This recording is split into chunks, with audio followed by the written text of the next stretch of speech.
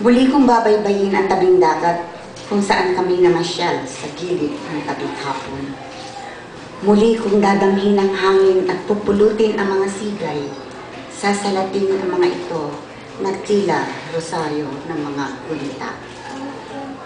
Naaalinag sa buhangin ang ginuhit niyang puso, tatak ng pangakong tinangay ng alon. Muli kong sisilayan ang mga ngiti niya sa mukha ng buwan.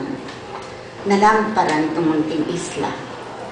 Nalilisanin ko hindi para sundan siya, kundi para hindi na siya yayakapin o gagambalain pa sakali mang siya'y bumalik.